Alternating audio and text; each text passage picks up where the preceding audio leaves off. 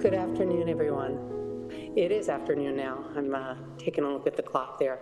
I'm thrilled to be here. Thank you to Linda and the board for inviting me. And Stephen, you added an extra term to the department. It's not quite so long, and we do have a good acronym, which is OMEP, Occupational Medicine, Epidemiology, and Prevention. Can I have the first slide, please?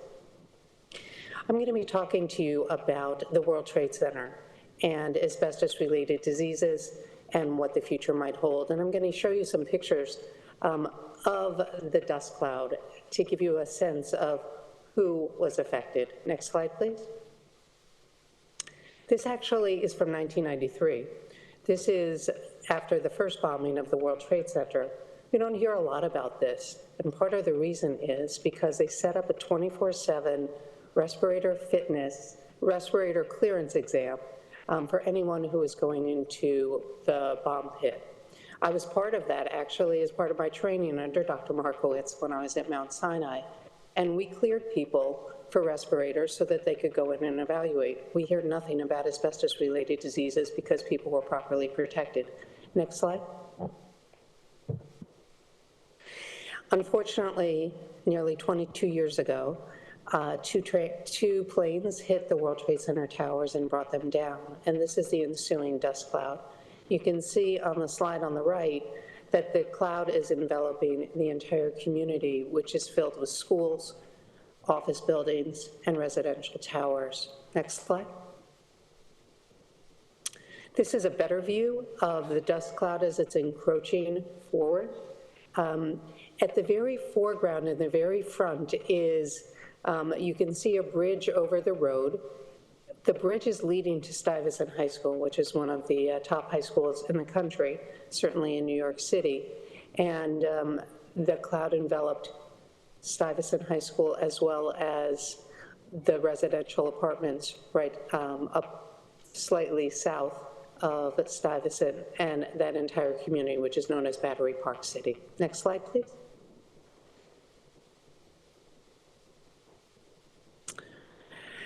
This is what it looked like in the aftermath, and you can see parts of the building were standing. You can see the fumes, and there were about 150 different substances that were emitted after the World Trade Center. But as you see these firefighters on the right, they're standing on beams. Many of those beams have fire protection on them. Next slide, please. Here's a construction worker not wearing a respirator, doing some welding, trying to cut as they're trying to see if they can rescue people. This was done, I believe it was either September 11th or September 12th. Next slide, please. In the foreground, you can see one of the steel beams where it has fireproofing on it. This is part of the dust, and we'll show a picture of the dust coming up. Next slide. This is a picture of what the dust looked like. This was collected by Paul Liao, who unfortunately has passed away, but he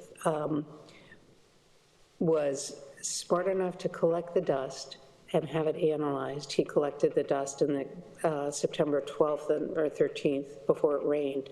And much of what we learned about the dust composition comes from Dr. Lioi and his studies. Next slide, please.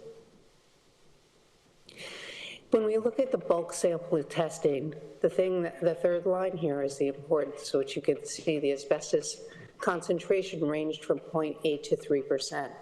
There were a variety of other materials in there, but from the asbestos standpoint, this is a relatively high percentage of that settled dust. And you can imagine after 220 floors of towers came down with various construction materials that had asbestos on them, there was a lot of asbestos in the community. Next slide. If we look at an electron micrograph from the U.S. Geological Survey, we can see chrysotile fibers, there's glass fibers, there's concrete. All of these made up the compilation of the World Trade Center dust and have led to many of the symptoms. Many of the respiratory problems we're seeing are not from asbestos because it's too soon, but they're from the glass, from the concrete. It was a very high pH, which was very irritative to the aerodigestive tract. And we are now seeing over 50 cancers that are now included in the World Trade Center program. Next slide, please. The World Trade Center Health Program has morphed and expanded over the past 20 years. It began in 2002 as the World Trade Center Worker and Volunteer Medical Screening Program, where we were given money to evaluate the health effects from the World Trade Center. It was a comprehensive program that was started at Mount Sinai, and it was really a labor, legislative, congressional folks coming together and saying, this is what we need to do. Initially, the program only allowed us to evaluate the health effects. In 2006, the federal government finally allowed for treatment for the program.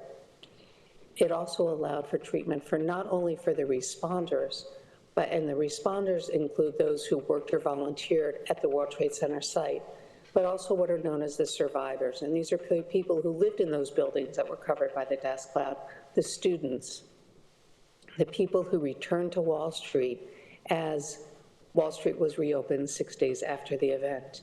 There's an interesting dynamic going on right now, which is that there are lawsuits or Freedom of Information law requests for New York City to open up its files on what they know about asbestos.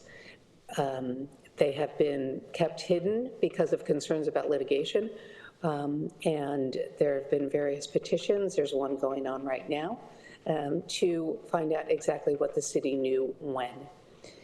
Next slide, please. So a number of cancers were added after epidemiologic studies of World Trade Center program participants showed increased cancers. So cancers have been added, and the NIOSH has set the minimum latency for mesothelioma due to the World Trade Center at 11 years. Members with cancer can provide documentation, meaning they have to show their pathology, they have to show that they were at the site, or if they were in the community, that they lived in the community in order to obtain World Trade Center certification. What this allows is for the World Trade Center program to cover the costs of the treatment. It also allows us to follow the course of individuals in the treatment. So what are we seeing in terms of mesothelioma? Next slide, please. So far, 24 members of the World Trade Center program are certified for mesothelioma using both classification codes, the ICD-10 and ICD-9 codes. 11 of them were World Trade Center responders, 13 of them were survivors. Most have been pleuro, as would be expected, and 7 are either peritoneal or unspecified. Now, this is only 22 years after the event. We don't know what's going to happen in the future. So we need to be vigilant. We need to continue these screening programs. And next slide, please. The questions loom about how many mesotheliomas will develop over the next 30 years. It does show, as Dr. Wolf said, surveillance and early detection is important with World Trade Center exposed individuals, whether they lived or worked in the community. It's the importance of this surveillance and stress that anyone with a World Trade Center exposure should inform their physician about these exposures. And luckily, through the extension of the Zadroga Act, the World Trade Center program has been authorized through 2090, which will allow for those students, elementary age students, to be covered for virtually their entire lives. Hopefully they'll reach the full lifespan. We hope that we won't see many more mesotheliomas, but we do know that not only will the program be there, but people participating in the program have better outcomes. We feel that it's due to the fact that people get comprehensive care, there's no worries about cost, and there is a very strong case management program in all the programs that helps facilitate the treatment and make sure that people get funneled to centers like Dr. Wolf's center or other people who have the expertise to take care of these cancers. So I'd like to honor our responders, all those surviving from World Trade Center exposures, as well as all of those people who are fighting the asbestos battle. Thank you.